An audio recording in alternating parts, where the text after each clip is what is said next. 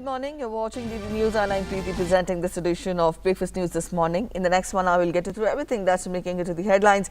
We'll get you national updates, international updates, updates from the world of business, sports, a web review also, and a health tip as well. Enough to keep you engaged for the next 1 hour to make sure that your tea or coffee right in the morning tastes even better. Our top stories first. Prime Minister Narendra Modi to chair the meeting of Council of Scientific and Industrial Research Society today via video conferencing. The Union Minister for Science and Technology will also be present in the meeting.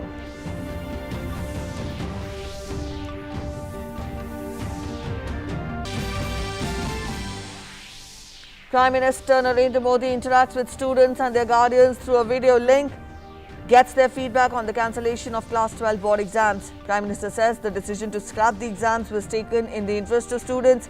Students and guardians welcome the government's decision.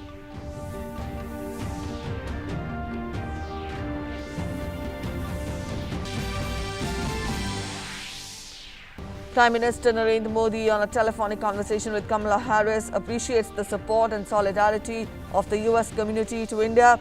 Both discuss ongoing efforts to strengthen the health supply chain between countries, including in the area of vaccine manufacturing. Highlights Quad vaccine initiative in addressing the long-term health impact of the pandemic.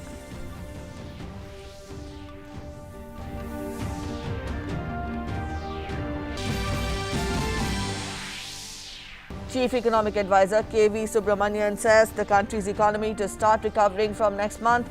Says states have started removing restrictions, and if the vaccination drive is speeded up, the economy will start recovering. Expresses hope that India will be able to achieve universal vaccination by December this year. Also says COVID-19 is not going to impact the country's fiscal deficit target and disinvestment target.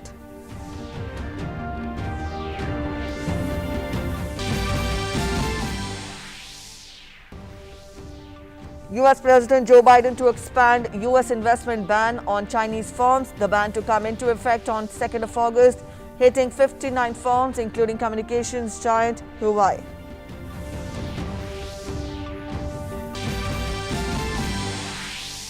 Roger Federer, Serbia's Novak Djokovic safely sailed through the French Open third round. Defending champion Rafael Nadal to play Britain's Norrie at Roland Garros in the third round.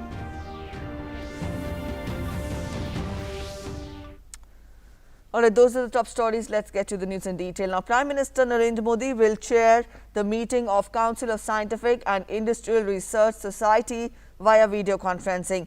Union Minister for Science and Technology, Dr. Harshvardhan, will also be present in the meeting. The society is part of the Department of Scientific and Industrial Research under Ministry of Science and Technology. The activities are carried out through 37 labs and 39 outreach centers spread across India. Eminent scientists, industrialists and senior officials of scientific ministries from part of the society, which meets annually.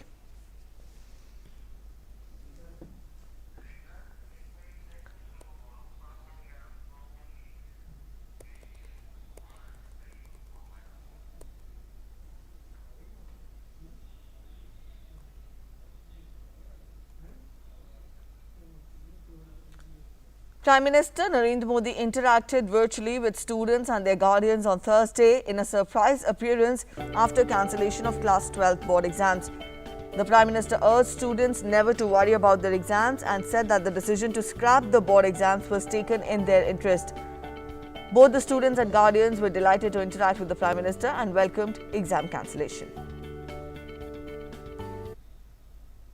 आप तो 10वीं में topper थे, तो पक्का घर में तैयारी होगी, 12वीं में टॉपर करेंगे। अब एग्जाम ही चली गई तो आपका तो सारा रुक गया। आपने बिल्कुल समय से इतना बेहतरीन निर्णय ले लिया और मैं मानता हूं सर, जो टॉपर है या जो मेहनत करता है, मेहनत कभी बेकार नहीं जाती, वो ज्ञान हमेशा ही हमारे साथ रहता है सर। कहते हैं मैं मास्क नहीं पहनूंगा, मैं ये नियम पालन नहीं करूंगा, मैं ये नहीं करूंगा। अब तब आप लोगों को कैसा लगता है?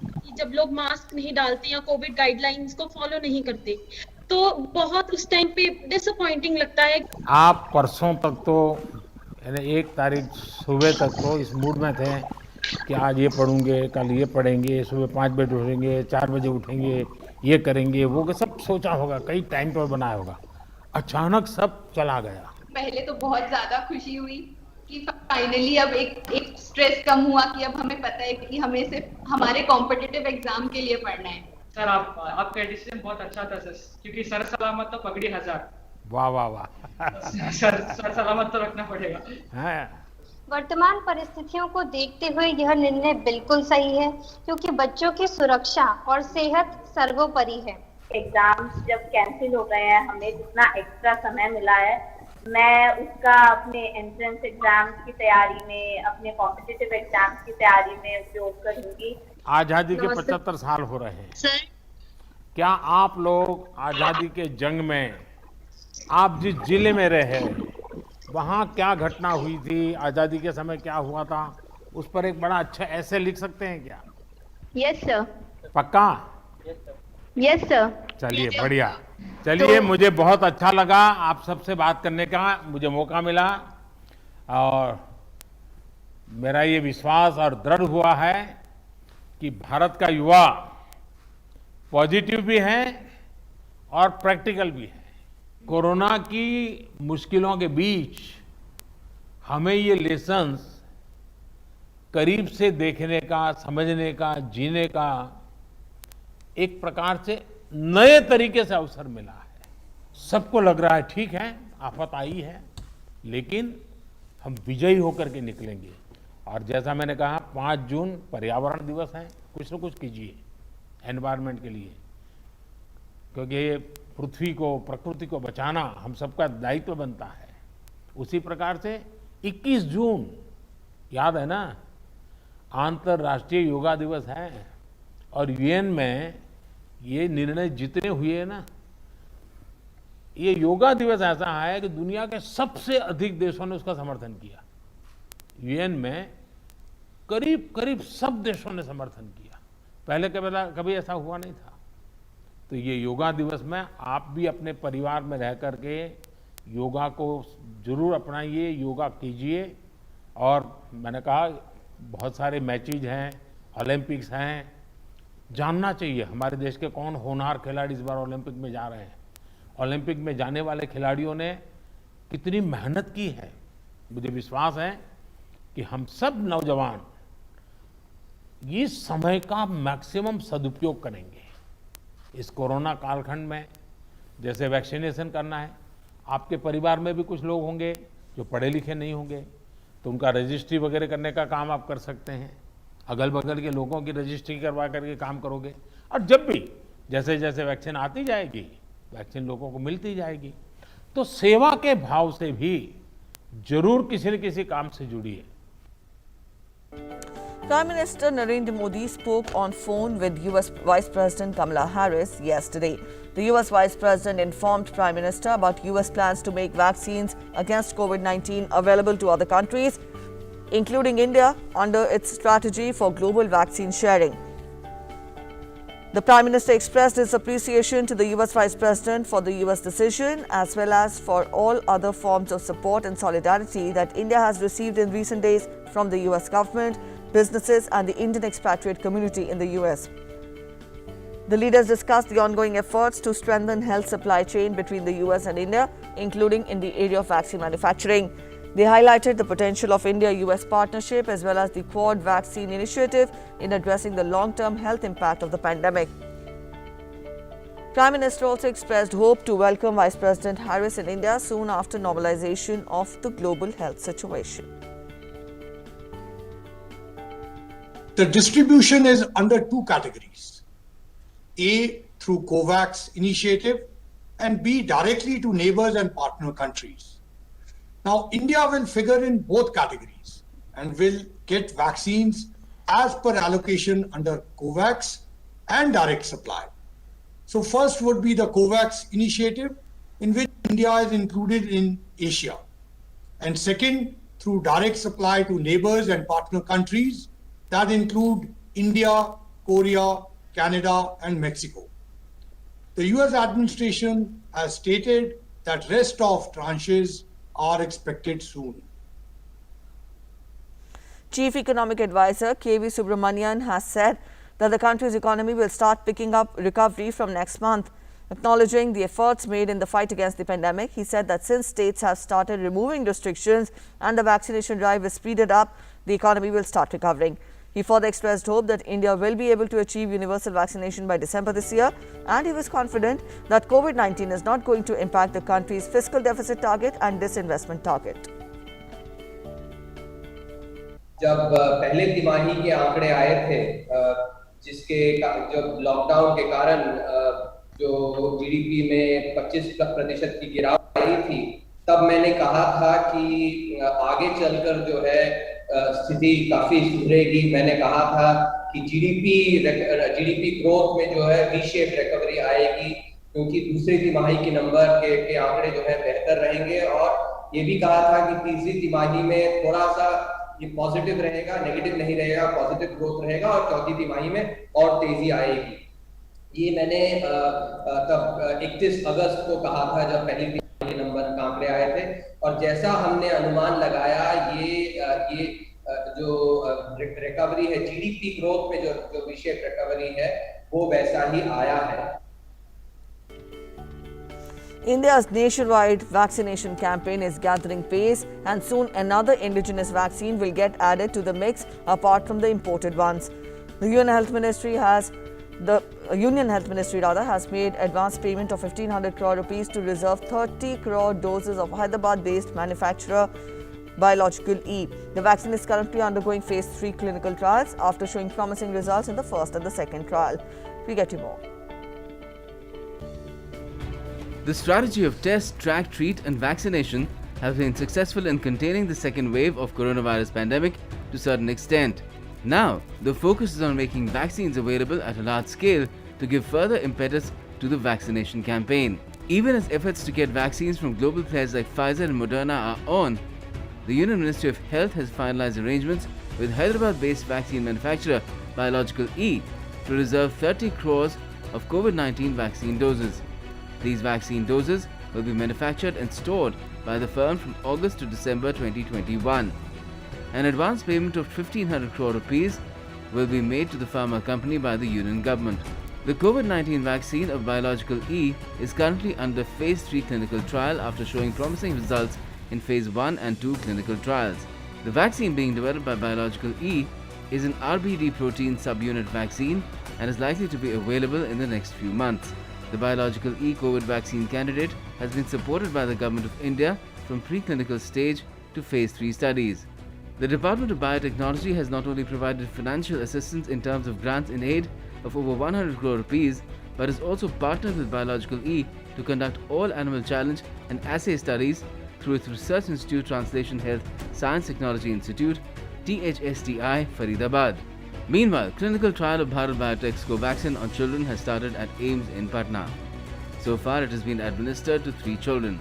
The trial that began on Tuesday is being conducted on children in the age group of 12 to 17 years. All 3 children are healthy after being given the vaccine dose. The trial will be conducted on 525 children over the next 1 month. So far, about 100 children volunteers have registered. After screening, a trial was conducted on 3 shortlisted children. A similar clinical trial on children is likely to begin at AIIMS in New Delhi on Monday. ये Friday से हमने शुरू किया था, तो उसके बाद उन बच्चों को इनरोल किया, उनके सैंपल भेजे गए, और जो बच्चे हमारे इंक्लूजन क्राइटेरिया में आए, मीन्स कि जिनको हम वैक्सीन दे सकते थे, जो हमारे प्रपोजल है रिसर्च का, तो उन 3 बच्चों को हमने मंडे को वैक्सीनेट किया है। अभी तक वो तीनों बच्चे बिल्कुल स्वस्थ हैं, उनको कोई ऐसा साइड इफेक्ट नहीं हुआ है। तो अभी तो बहुत अर्ली है, अभी 3 बच्चों का ही हम फॉलो अप कर रहे हैं, और बाकी आप देख रहे हैं आज से मतलब और भी बच्चों को हम आगे देंगे। The Government of India has been supporting states and union territories by providing them COVID vaccines free of cost. In addition, it has also facilitated direct procurement of vaccines by them. So far, more than 24 crore vaccine doses have been provided to states and union territories. Out of these, more than 2 crore COVID vaccine doses are still available with these states and union territories to be administered. Daily recoveries continue to outnumber the daily new cases. The recovery rate has further climbed to 92.79%. Bureau Report, DD India. India also continues to cross milestones as far as the vaccination drive is concerned. 22.41 crore vaccine doses have been administered so far under nationwide vaccination drive. Out of this, more than 28.75 lakh people were vaccinated in the last 24 hours.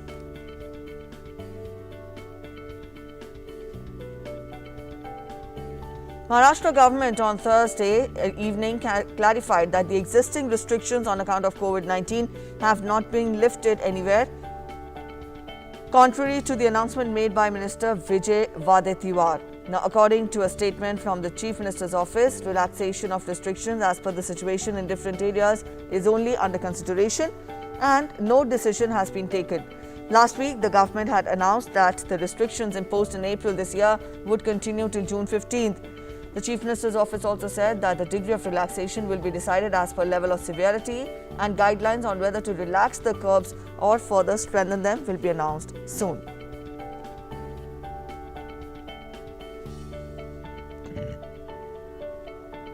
In Karnataka, lockdown has been extended till June 14th. Chief Minister B.S. Yediyurappa said that the lockdown has been extended for another week because in villages the COVID situation is not good. He added that positivity rate has to come below 5% and the number of cases should be below 5,000 and only then the restrictions can be eased. Karnataka has around 3 lakh active COVID cases.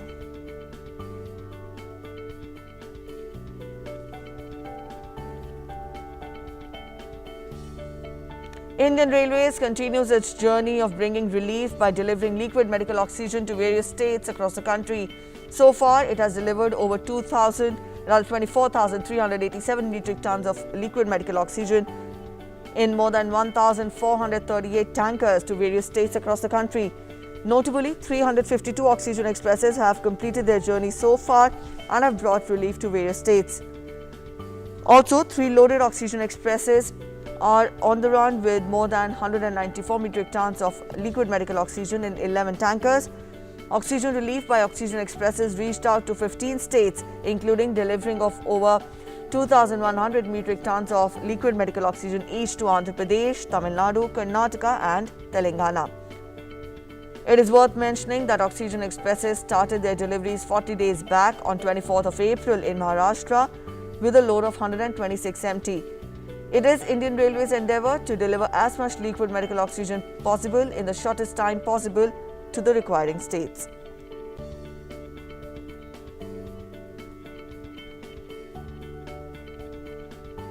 As part of Operation Samudra Setu 2, INS Airawat of the Eastern Naval Command arrived at Visakhapatnam yesterday with COVID relief stores, including cryogenic oxygen tanks, oxygen cylinders and ventilators from Vietnam and Singapore. As part of the operation, INS Airawat embarked 158 metric tons of liquid medical oxygen in 7 cryogenic oxygen tanks and 2,722 oxygen cylinders and also other COVID relief material, including 10 ventilators from Vietnam and Singapore, which were facilitated by the Indian missions. The consignment is being handed over to various government agencies and NGOs after disembarkation. Operation Samudra Setu was launched by Indian Navy for shipment of COVID relief material, including filled medical oxygen cryogenic tanks, cylinders and associated medical equipment from various countries in support of the nation's fight against COVID-19. The government has constituted an expert group led by Professor Ajit Mishra that will give recommendations on fixation of minimum wages and national floor minimum wage. The group has 3 years to come up with its recommendations and will look into international best practices on wages and evolve a scientific criteria and methodology for fixation of wages.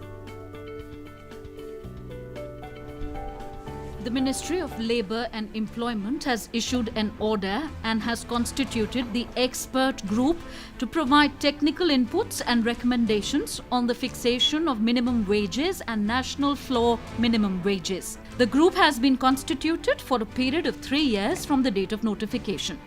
The expert group is chaired by Professor Ajit Mishra, Director, Institute of Economic Growth, Professor Tarika Chakrabarti, IIM Calcutta, Dr. Anushri Sinha, Senior Fellow, NCAER, Ms. Vibha Bhalla, Joint Secretary, Dr. H. Srinivas, Director General, VVGNLI, are the members of the expert group, and DPS Negi, Senior Labour and Employment Advisor, Ministry of Labour and Employment, is the member secretary.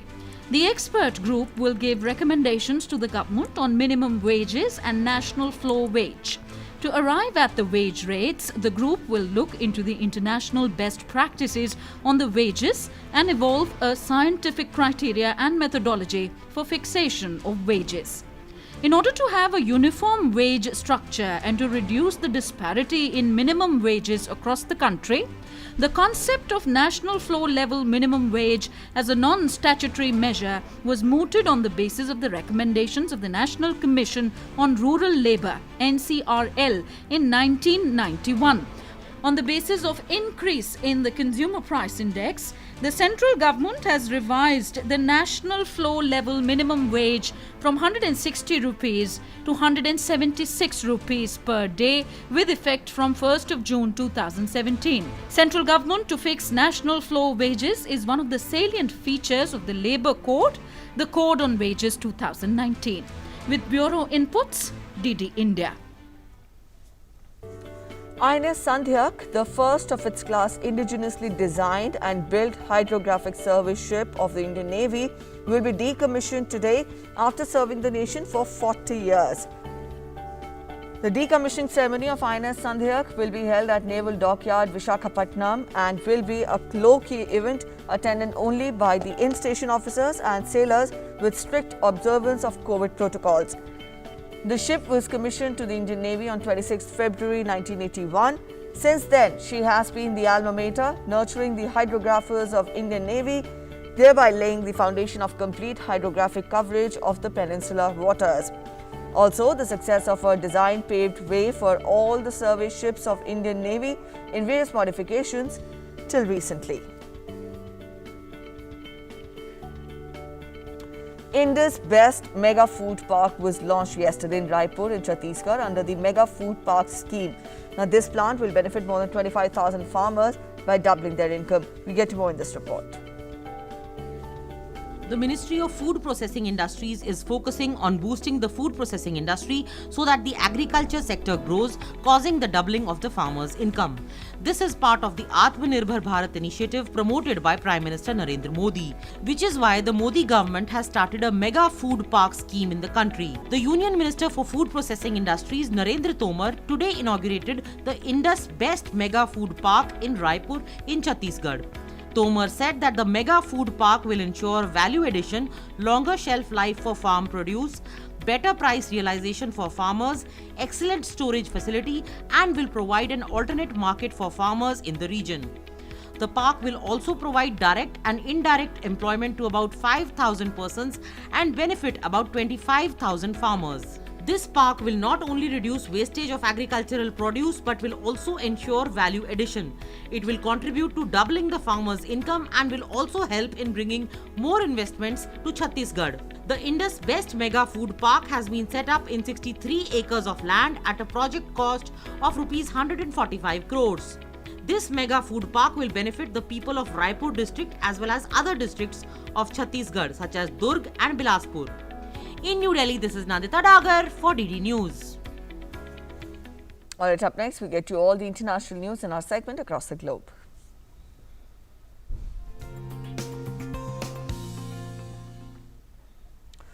US President Joe Biden has on Thursday signed an executive order banning Americans from investing in dozens of Chinese tech and defense firms believed to be linked to China's military.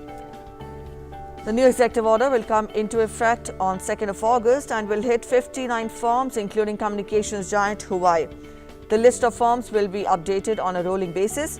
The move expands an order previously signed by former President Donald Trump that applied to 31 Chinese companies that the administration said enables the development and modernization of China's military and directly threaten US security. Under the new order, the US investors will be restricted from buying or selling publicly traded securities for other companies. The US-China relationship is crucial to both sides and the wider world, with Beijing repeatedly calling on the new administration in Washington to improve the ties which deteriorated under predecessor Donald Trump.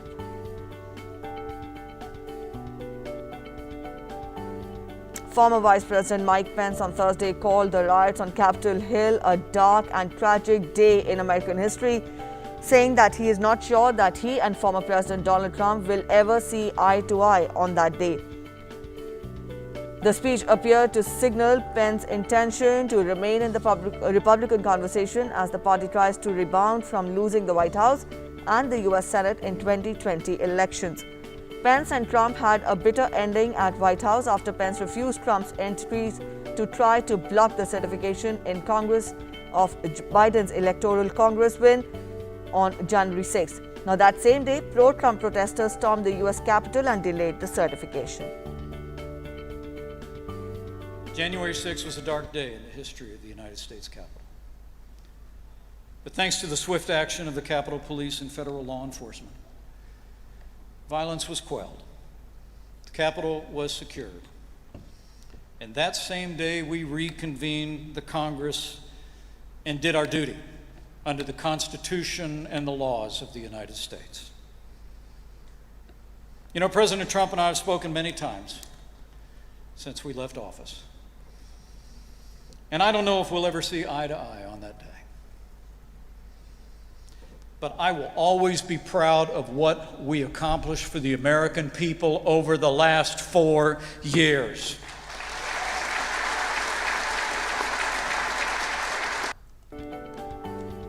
The United States has said that it would continue its ironclad support for Israel, regardless of what government is in the place.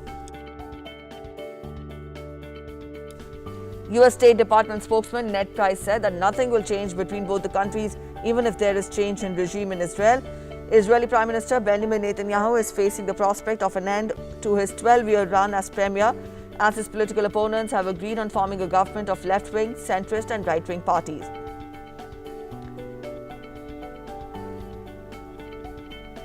Regardless of what happens, and obviously we're not going to speak to government formation while it's in process. Regardless of what happens, regardless of what government is in place, our stalwart support, our ironclad support for Israel will remain. You have heard from President Biden, you've heard from Secretary Blinken of that commitment in recent days, including when it comes to replenishment of the Iron Dome. Nothing about that will change, even if there is a change in government. Meanwhile, U.S. Defense Secretary Lloyd Austin on Thursday met Israeli Defense Minister Benny Gantz at the Pentagon.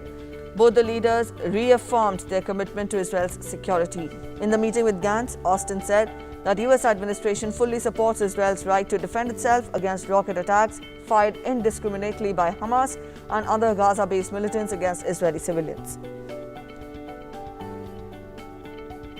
We are committed to maintaining Israel's qualitative military edge and ensuring that Israel can defend itself against regional threats such as those posed by Iran, its proxies, and terrorist groups. The administration fully supports your country's right to defend itself against rocket attacks fired indiscriminately by Hamas and other Gaza-based militants against Israeli civilians. Sri Lankan officials have begun preparing for a potentially devastating oil spill after a cargo ship carrying toxic chemicals caught fire off the coast and sank. The Singapore-registered MV Express Pearl, carrying around 1,500 containers of nitric acid, bunker fuel, gas oil and other chemicals and cosmetics, was anchored off the port city of Negombo when a fire erupted on board after an explosion on May 20th. Attempts were made after 2 weeks and in rough monsoon conditions to bring the chemical fires under control as toxic materials spilled into the ocean. The ship, which was only 4 months old, began to sink early, and the ship's operator expressed readers said that there were still no signs of an oil spill. It is thought that some of the fuel may have burnt inside the fire. However, the impact of the disaster is already being felt in Sri Lanka, where hazardous waste, microplastics and burnt debris have washed up along the once pristine shores.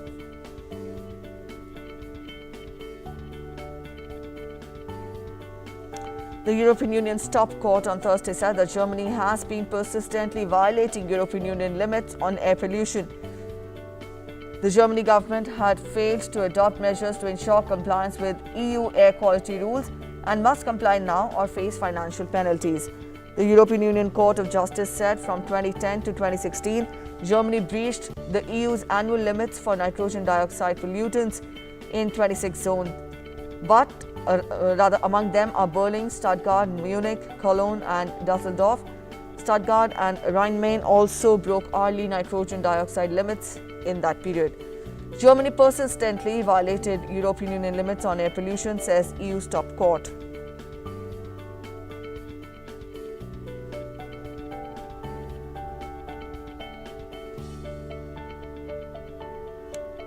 Air pollution in Europe eased in the last decade but remains the continent's biggest environmental health risk. Also from 2010 to 2016, Germany breached European Union's annual limits for nitrogen dioxide pollution in 26 zones. Up next, global updates on COVID-19 situation. The world is continuing to fight the pandemic. So far, over 17 crore 28 lakh 86,000 people have tested positive for the virus globally. The number of recoveries stand more than 15 crore 55 lakh 97,000. As many as 37 lakh 16,000 people have died worldwide due to the virus. United States continues to register maximum number of COVID-19 cases in the world. More than 3 crore 41 lakh 73,000 people have tested positive for the virus in the country, while the deaths so far in the US are over 6 lakh 11,000. The White House has laid out a plan for United States to share 25 million surplus COVID-19 vaccine doses with the world and said that it would lift some restrictions to allow other countries to buy US-made supplies for vaccine production more easily. The US would share the vaccines without expectation of political favors in return, National Security Advisor Jake Sullivan said during a coronavirus task force virtual briefing. He said the Biden administration has pledged to share some 80 million COVID-19 vaccines internationally this month. Also prioritizes South and Southeast Asia, including countries like India, Nepal, the Philippines, and others that are undergoing surges right now. It recognizes our closest neighbors, Canada and Mexico, which received our first shared vaccines, and friends like the Republic of Korea, where our military shares a command. And it prioritizes other partners around the world, including countries with low vaccination rates or dealing with urgent present crises. British Prime Minister Boris Johnson received his second dose of AstraZeneca COVID-19 vaccine at the Francis Crick Institute in London on Thursday. The British Prime Minister got his second jab ahead of the easing of the restrictions in the country. Britain targeted to lift restrictions in June, but rising cases due to a new variant pose increased risk of hospitalization as compared to the Alpha variant. It is also unclear how safe is the fully vaccinated population from the new variant. With 5,472 new cases of Delta variant in weekly figures of the Public Health England taking, it now stands at the dominant variant in Britain with 12,431 total cases.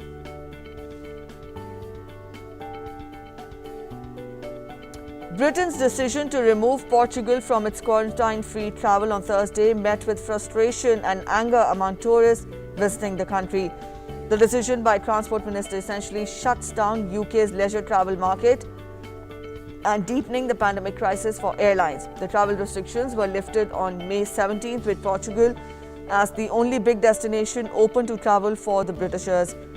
Sharp said that Portugal would be moved to the amber list due to surging COVID-19 case numbers and also the risk of a mutation of the virus variant. The news came just 1 week after the country welcomed more than 10,000 English football fans when Porto hosted the Champions League final. The English fans, who were largely maskless and did not socially distance, took over Porto streets to drink and chant team slogans. Over the last 3 weeks, Portugal has proved a lifeline for airlines and travel companies. The expectation of a wider reopening this month is now slated to face weeks of further cancellations and uncertainty. The decision left thousands of British tourists in Lisbon and Lagos puzzled. Many fear that they will have to expend part of their budget and also time in PCR tests and quarantine.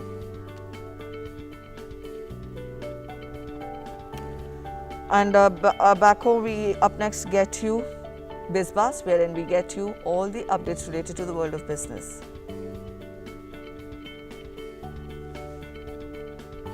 Or before we get you the biz buzz, very quickly let's get you an update on the COVID situation in the country.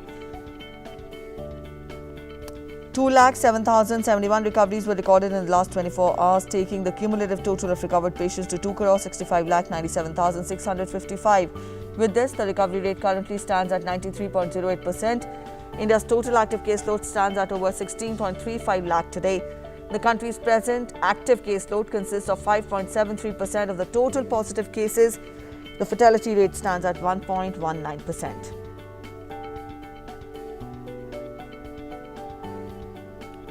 Also, according to the Indian Council of Medical Research, as many as 35 crore 74 lakh 33,846 samples have been tested in the country so far. Out of this, 20 lakh 75,428 samples were tested yesterday.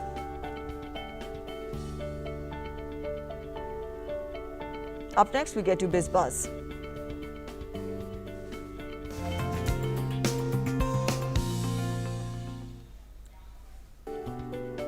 RBI will today announce its bi-monthly policy decision at 10 a.m. Governor Shaktikant Das will announce the decisions of Monetary Policy Committee meeting, which began on 2nd of June. It is expected that RBI is likely to keep the repo rate and reverse repo rate unchanged at 4% and 3.35% respectively. In its last announcement, the MPC voted unanimously to leave the policy repo rate unchanged at 4%. It also unanimously decided to continue with the accommodative stance as long as necessary to sustain growth on a durable basis and also continue to mitigate the impact of COVID-19 on the economy while ensuring that inflation remains within the target going forward.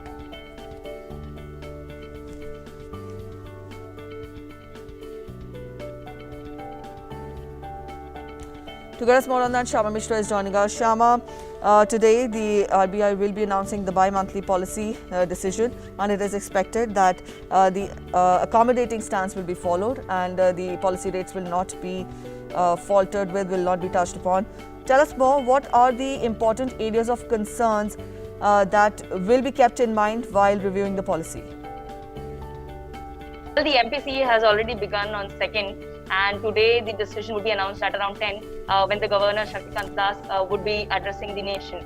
Already we know for the fact that RBI has two important pillars in mind, that is ensuring growth, and apart from that the inflation has to be in target. But this time around, more than a year now, in the COVID-19 situation also has to be kept in mind while the MPC decides, because we saw that last time also the same concerns which were there earlier now also linger. So most of the states in the country are under partial or complete lockdown. So activities over there are stalling or completely shut. So that is another reason why the growth has to be looked on. Apart from that, inflation, maybe it is definitely in the target range, but it is still, the last in April, the CPI inflation, we did see that it was above 4. It was above 4. That was 4.29%. So we are seeing that maybe inflation would be in target. Monsoons have to be kept in mind. Apart from that, if the lockdown continues, then this CPI prices or food prices are likely to increase, increasing the headache of the MPC or RBI. Apart from that, we are also seeing that if the RBI is definitely likely to maintain the status quo, and if it maintains the status quo, this would be the 6th consecutive time that RBI is not changing the rates, the repo rate, the reverse repo rate. They would not be changing it. So definitely we are expecting that no changes would be done on the policy front. Apart from that, we'll also have to see what the governor says about the entire lockdown situation, as many states are slowly lifting the restrictions, easing the restrictions. Yes, indeed, we're talking of easing the restrictions. Also, we've earlier in the bulletin talked of how the CEA has, Mr. Subramanian has said that there is positivity that from next month onwards, the economy will be, begin picking up recovery. So, put all this together, you also tell us that there are chances that the repo rate and the reverse repo rate will not be changed and it will continue the same stance. What is your reading of the days ahead when we talk of this positivity which has been expressed by the CEA? Well, we have to see, because in the first wave when the COVID-19 was easing up, everything, all the activities, business related activities or factories were slowly opened in phase manner. Now also we are seeing that many of the areas, because Mumbai is the financial capital of the country, and when the lockdown announcement had been made, we did see how the markets had reacted. So now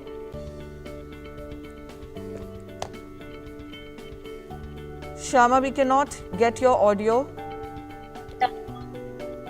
that many cases the restrictions have been easing, and more likely more directions, instructions are likely to follow. So we also have to keep in mind that the third wave of coronavirus could also hit us, because Yes. many of the experts or leaders have been already telling that it may be in July, August or September. So we have to be prepared, and like the last time it happened before the surge of the second wave, we don't have to let our guards down, and we have to ensure that everything, all the activities, economic activities and business related work has to be opened in a phase-wise manner, ensuring that there is no surge, there is no chance of the third surge increasing from there, because another lockdown-like effect could happen on the entire economic activity. All right. Thank you, Shama, for joining us with those updates. We'll come back to you again once the RBI announces its bi-monthly policy. Up next, it's time to get to the web news review. A correspondent joins us every day to tell us what all has been put forth in the social media platforms.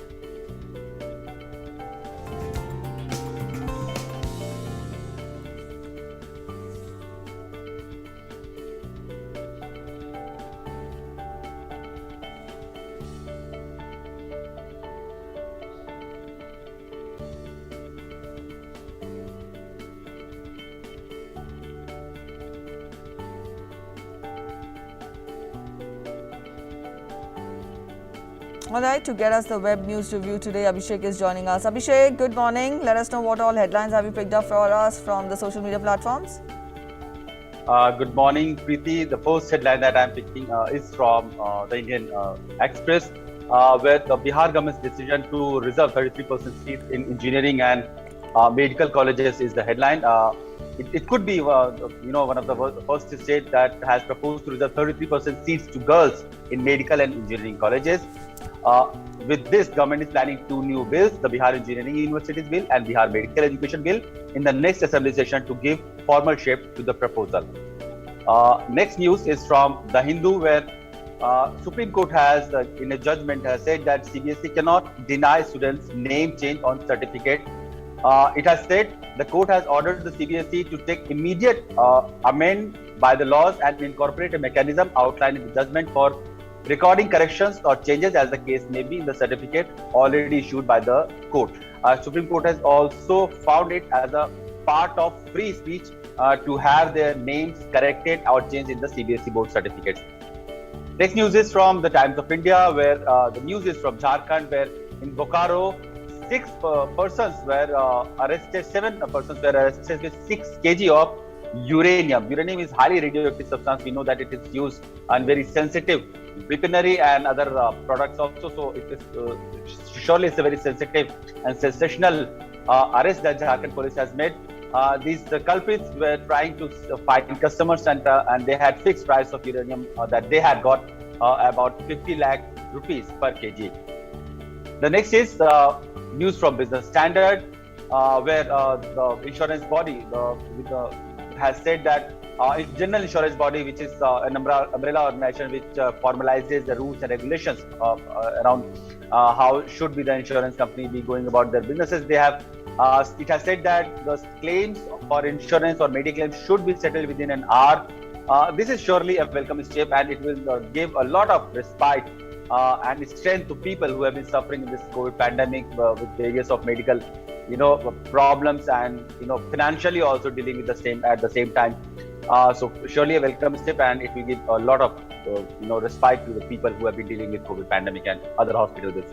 This was all from the web section of news review. Back to you, Preeti, for more news updates. All right, Abhishek, thank you so much for joining us with the web news review. Up next, time for sports updates in Sports Track.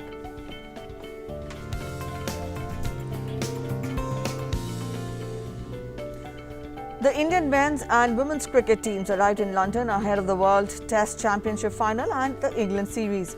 Virat Kohli-led Team India landed in England for the World Test Championship final and the 5-match Test series against the hosts. The players of the men's and women's cricket teams boarded the chartered plane to the UK on Wednesday. The members of the both teams will now enter isolation. They are expected to be allowed to train during the isolation period. India and New Zealand will lock horns in the finals of WTC at Southampton beginning June 18th, while the women's cricket team will begin the England tour with a one-off test from June 16th. In French Open update, Roger Federer became entangled in a rare running dispute with a chair umpire before safely securing his place in the French Open last 32. Federer saw off Marin Cilic for the 10th time in 11 meetings, winning but only after a second set bust-off with the umpire. The 20-time Grand Slam title winner was handed a time violation at 1-3 down for taking too long between the points. Federer, the oldest man in the draw at 39 years, lost his cool and the set before recovering to defeat former world number 3 Cilic. Federer goes on to face Germany's 59th ranked Dominik Koepfer for a place in the last 16. Meanwhile, world number 1 Novak Djokovic continued his bid for a 19th Grand Slam title with a straight sets win over Uruguay's Pablo Cuevas to reach the French Open third round. Djokovic, who is looking to become the first man in more than 50 years to win all the 4 slams multiple times, won 6-3, 6-2, 6-4. Djokovic will face Lithuanian Rikardas Berankins for a place in the second week. Qatar defeated India by 1-0 in preliminary round 2 qualification matches of the Football World Cup Qatar 2022 and AFC Asian Cup China 2023. Asian champions Qatar lead the table with 19 points after this win in Doha. India's next qualification matches will be against Bangladesh on June 7th and Afghanistan on June 15th. India is looking forward to secure place in the 2023 Asian Cup through these matches. Time now to get to the weather forecast.